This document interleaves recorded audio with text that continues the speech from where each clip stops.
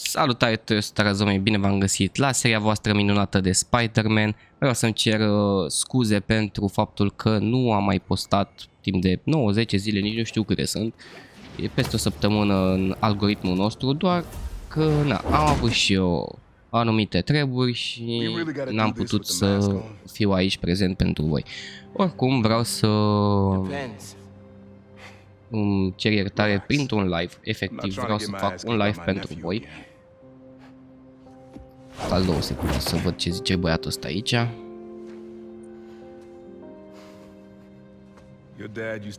Am înțeles. Efectiv vreau să fac un live ca să-mi cer iertare pentru voi, să fie ceva special, să zic așa. Doar că nu vreau să vă promit nimic, nu știu exact când îl fac. Poate să fie diseară, efectiv, pentru că episodul ăsta o să se posteze pe după amiază, ceva de genul. Sau să îl fac a doua zi pe după amiază, pentru că eu nu am încă setările făcute la live și dacă reușesc să le fac până diseară și nu intervine nimic, atunci o să... Se ceartă băieții aici. Dacă reușesc să fac setările la live până diseară, o să avem un live cu CS, LOL, TFT. Bine, nu știu dacă vă place TFT-ul, dar o să facem și un episod 2 de TFT, episod 2, un meci 2 de TFT, pentru că s-a băgat sezon nou pe TFT și nu știu, de ce nu până la urmă.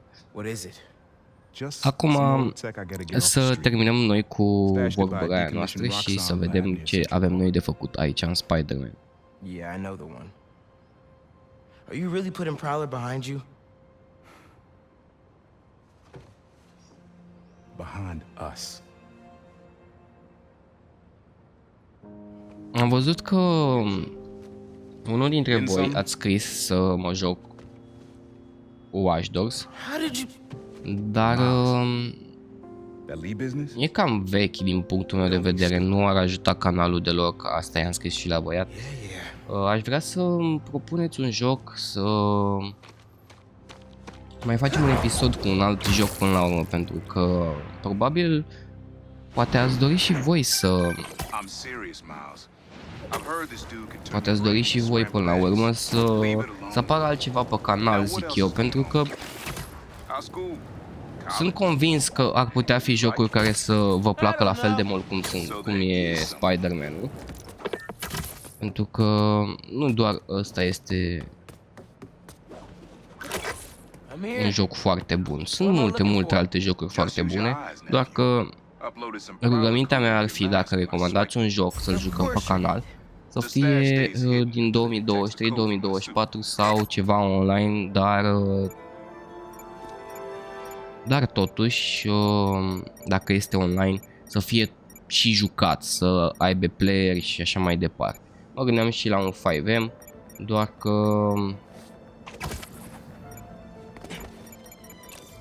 Ok, doar că 5M-ul... Mamă, stați așa puțin, e ciudat ce se întâmplă aici, trebuie să potrivesc cu L2 și R2 aici. Ok, ok, bine, bun.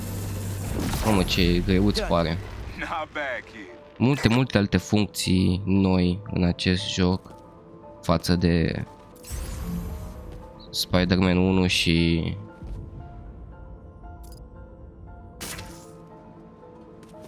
Miles. Da, m-am apucat și de Spider-Man 1, mi l-am luat pe PS5 Remastered și acela e un joc foarte bun. Chiar sunt bune jocurile din seria Marvel Spider-Man. Mamă, ăsta e și mai și, what the fuck, man.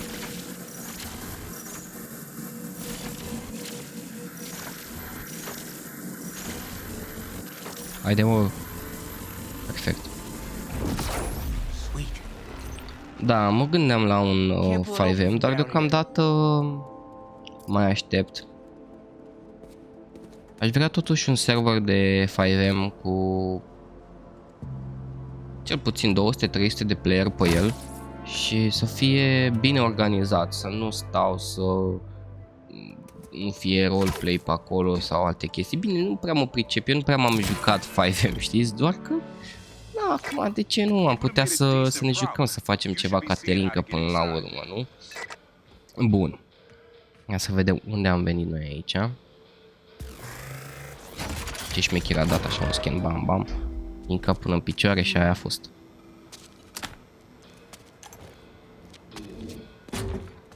A schimbat costumul de pe ambii Spider-Man și de pe Peter și de pe Miles. Mi s-au părut Caterinca și am zis da, de ce nu? Ăsta de aici, stați. Ăsta de aici cu roșu de pe Peter l-am luat într-un episod al nostru, dacă le-ați văzut, bineînțeles.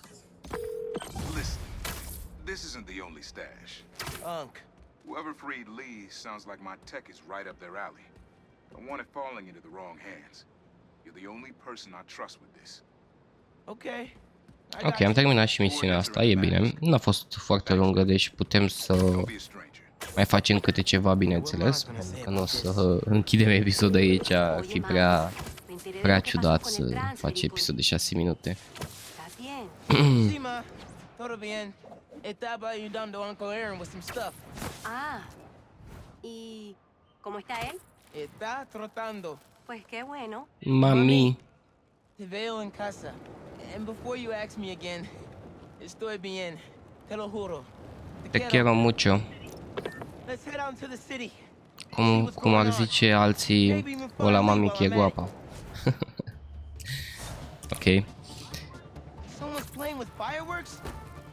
Bad idea. Haideți să vedem, dar nu înțeleg. Nu înțeleg de ce nu mi-apar de ce nu mi-apare misiunea principală. Hold on. Fireworks? Nu-mi dau seama. Uite-l pe ăsta. Fireworks? Probably without a permit. Da, cred că trebuie să fac asta de aici.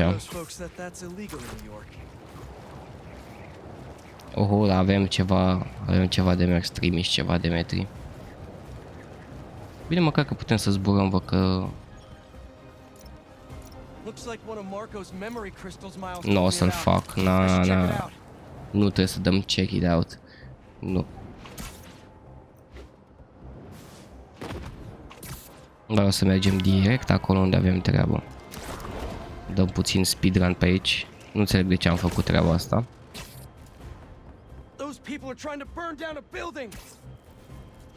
Hai să mergem să ajutăm aici, de ce nu?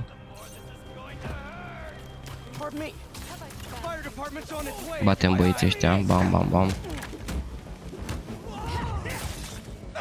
Bă, că combatul e mai greuț, începe să devină din ce în ce... Bun. Începe să fie din ce în ce mai greuț. Pentru că atacă mai mulți deodată față de jocurile precedente din seria de Spider-Man. Dar, da, e bun. E bun.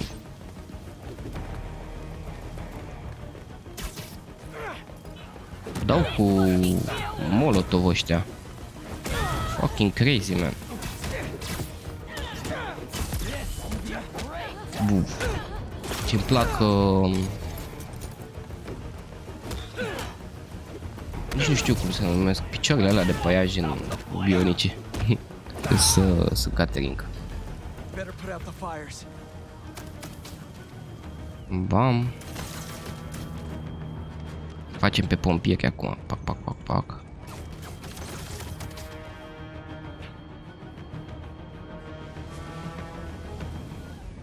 Bun. Okay, what was with those people? Almost sounded like they were part of a cult. I'll give Miles a heads up about them. Și mergem mai departe. Everything okay? We're about to demolish a hospital that was damaged during Sandman's attack, but there's a lot of debris slowing down the technicians. If you're free, they could really use your webs to help keep the building stable while they... Mamă, ce prost m-am dus. O să pică în apă sau ceva. N-ajung niciodată până în capăt.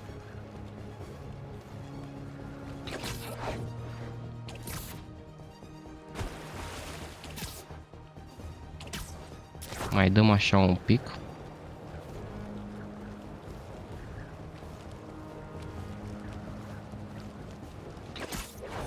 LOL.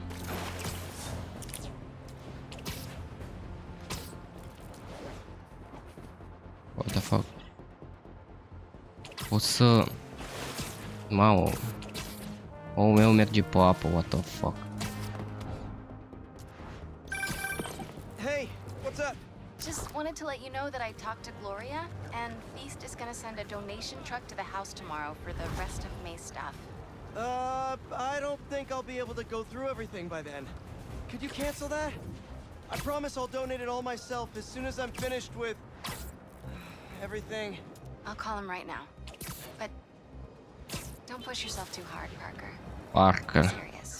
Hey, you know I'd rather be curled up next to you with the latest physics journal right now. Especially that Îmi French zice pe one. nume, man. Sometimes you're just too romantic. Ciudățel. I'll talk to you later.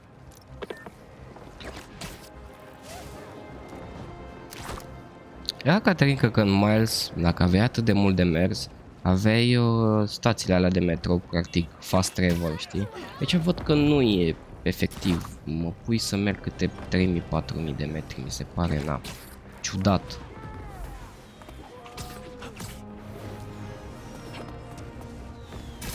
Hey guys, I'm assuming you don't have a permit.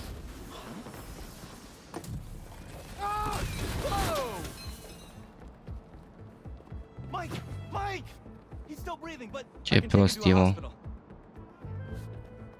I knew those fireworks looked shady. Is he gonna be okay? If I had to guess, he's only unconscious. But I better move fast just in case.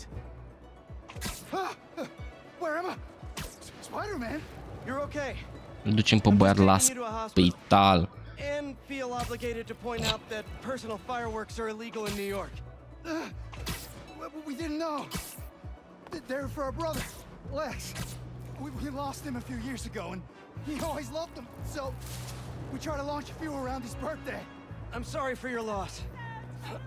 Am ajuns cu băiatul la spital, frumos. Spider-Man? Wow.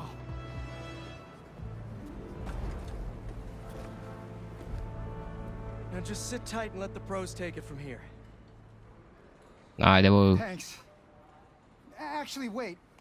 If those fireworks we bought were sketchy, maybe you should check where we got them from.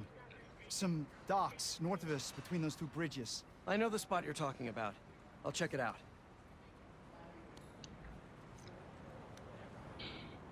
Ok.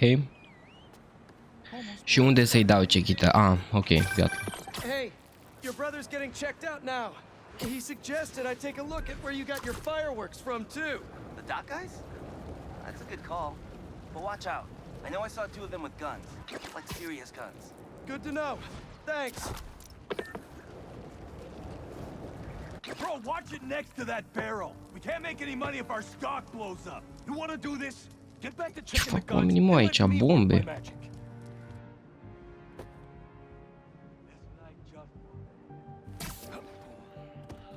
Wow, în sfârșit, man. În sfârșit mi-a implementat jocul stealth-ul, frate. În sfârșit avem stealth mod.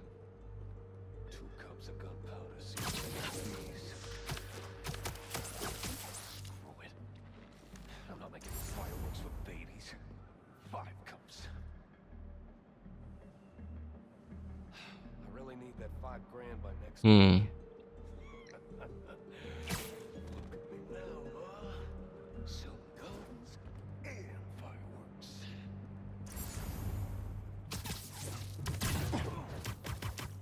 Bun.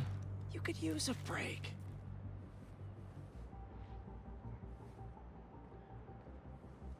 Mergem pe ăsta frumos. Cum n-ai așa, mă? What the fuck? Ia-l, mă. Așa, mă. Luăm pe băiatul, apucăm acolo, îl punem în cocon. Nu-s curiosul, pe oameni ăștia mai dă cineva jos? Adică, dracu, e pus acolo în ăla, știi? În cocon, cine naiba mai dă jos de acolo?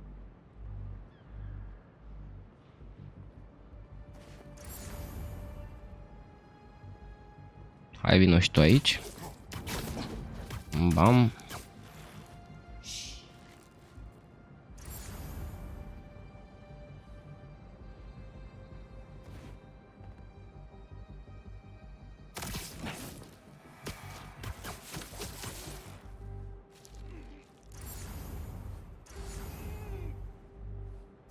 Vino și tu, băiatul meu, lângă prietenul tău. I-am adus exact în același loc.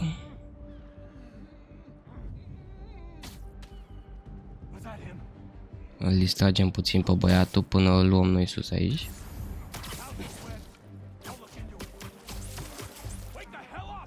Tu ești ultimul, deci, bea. Nu e ultimul. Mai e unul aici. Dăm și lui ăsta un picior în gură. Și aia a fost. What the fuck, m-a văzut cineva? Ah, nu.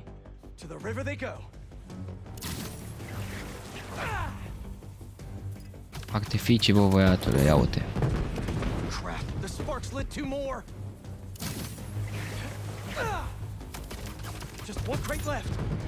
Dăm cu artific.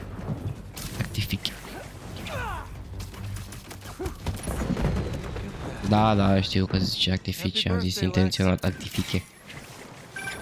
Was that you? Oh man, I hope Mike saw that from the hospital. Lex would have loved it. Just disposing of some illegal items. You guys take care. Hey Pete, you ready to come by the foundation? Sure. I'm excited to see what you're up to. Great. I'm excited to show you. Oh, gotta grab this call from NJ. Alți 2000 de metri, băga mea și... Good. Just got off the phone with Harry and this foundation thing could be interesting. Oh, nice.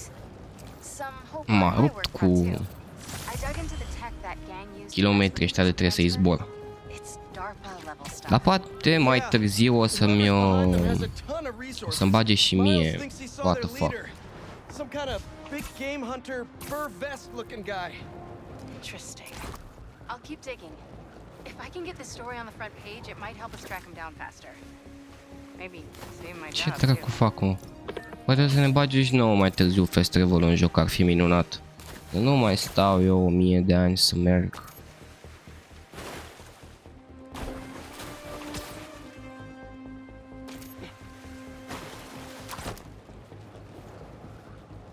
Măcar putem să mergem pe apă, nu e...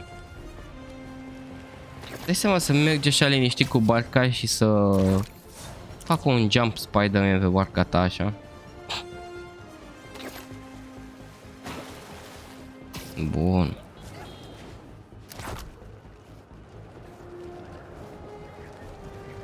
Nu mai, bă, băieți, nu vă mai ajut cu nimic acum, am treabă. Mergem la El Tovarășu să ne arate laboratorul de care se tot lăuda că ni-l arată. Bine, din ce am înțeles eu din discuția lor, ar vrea să-l angajeze pe Peter acolo și în situația lui Peter financiară, cred că n-ar putea să refuze încă, dar na. Wow. I was wondering what this place was. Și de ce mi-a făcut facecam-ul niște figuri?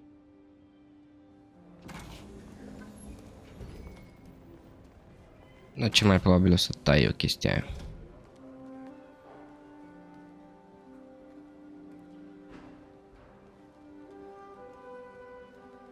Mamă, ești nebun. Ăsta dita mai laborator de biliarde. This is perfect. You made it. I thought you said this was a Mama. startup. Yeah, I was hoping for something a little less this, but my dad was the one who... Ca de obicei eu sunt obișnuit să filmez cum mă trezesc, deci la fel de obosit. What do you think? Ce să-i facem acum? It's a far cry from that chop shop that Otto had you in. And now that you're on board, this place is really gonna Let start. him cook. Mamă. Let him cook, boys. Dad, Pete hasn't decided he's joining yet. Oh, Really? Și el îi surprinde, I was gen, gonna give him a tour. Let him decide for tu, himself. Peter, vai de capul tău, nu? All right. Chiar așa, nu vrei? You know, seeing you boys together again. Da, e foarte cute să-l vezi pe Venom și pe Spider-Man unul lângă altul. Da. Have fun. Get your badge out. Dar funny part e că ăsta nu știe, efectiv. Adică niciunul din ei doi nu știu. Am impresia că mai târziu o să se bată și când o să vadă ce s-a întâmplat. Dar mai avem până acolo. Am uitat să vă anunț că la 45 de like-uri în continuare, 2 secunde că îmi rămâne webcam-ul fără baterie. La 45 de like-uri apare următorul episod. Nu creștem suma de like-uri pentru că celelalte episoade nu prea... Asta așa mai... Nu prea ați vrut să apăsați acolo butonașul de like. Totuși s-au strâns like-urile și uite-ne aici. Vreau să vă mulțumesc foarte, foarte mult pentru susținerea de la acest episod și de la episoadele anterioare. Gen, susținerea pe care o să o aduceți, bineînțeles, pentru că știu că vă place seria, dar cel mai tare vreau să vă mulțumesc pentru toate like-urile pe care le-ați dat voi la episoadele anterioare, cei care ați dat like, și cei care v-ați uitat. Au fost foarte, foarte, foarte multe vizualizări și nu mă așteptam niciodată că seria asta va prinde atât de bine. Am avut fucking 5.000 de vizualizări, ceea ce pentru mine 5.000 de vizualizări e... Wow! Vă mulțumesc din toată inima și sper că vă fac mulțumiți cu seria. Încerc și eu să filmez cum pot. Aici, de exemplu, facem chestia asta cu albinuțele și eu o să vă las pentru că nu mai am baterie la webcam și nu aș vrea să rămân... Bine, sper să-mi țină până la finalul episodului. Nu înțeleg ce dracu trebuie să fac aici. Dar, da, n-aș vrea să rămân fără baterie la webcam în timpul episodului. Stau cu inima cât un purece.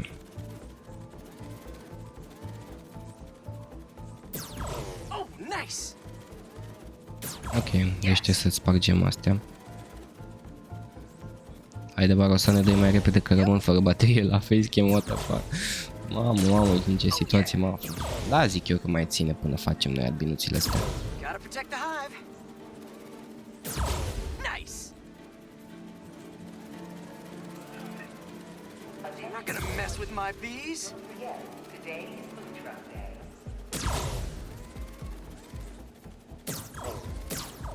Hai bă, că am luat-o? Ce e asta?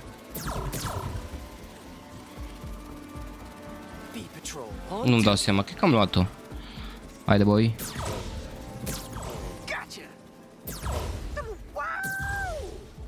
Place lui Peter aici, îi place.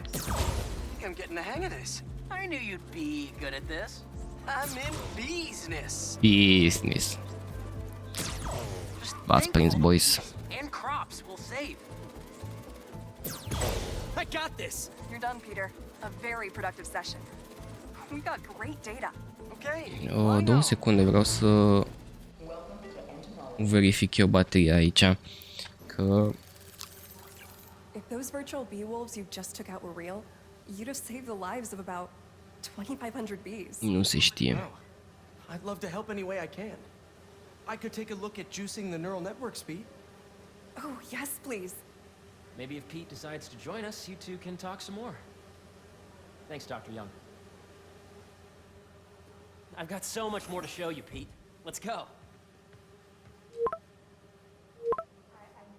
Now, up ahead is the medical research area.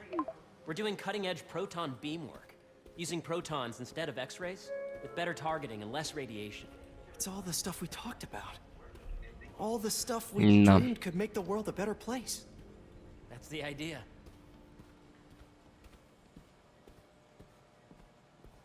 Ok. Harry. Uite-l și pe băiatul. Any chance it can wait a sec? It'll be quick. Thank you. Doc, this is my friend Peter. Peter, Dr. Connors. We've actually met. I used to work with Dr. Octavius. You came to the lab once to consult on electrotactile stimuli. Oh. Yes. Doar în basketul. It's a shame about Dr. Octavius. His work had so much promise. Any changes since this morning? Dizziness, aches, pains, anxiety, impulsive thoughts? Nope. Cum se uită It's never Peter? been better. That's what worries me. Nice to see you again. Da. Your doctor is the lizard. Dad believes in second chances. Hey, listen, I Dar, gotta go make a din call. păcate, cam atât a fost și cu episodul de astăzi. Come meet me upstairs when you're ready. Vreau să vă mulțumesc din nou pentru toată susținerea pe care o aveți pentru această serie și nu uitați să apăsați butonașul de like să facem 45 de like-uri, căci când se fac 45 de like-uri vă aduc următorul episod. Așa că butonați acolo cum trebuie. Eu am fost Arazomi și până data viitoare nu uitați să dați și un subscribe acolo, căci ne ajută foarte mult pentru algoritmul canalului. V-am pupat!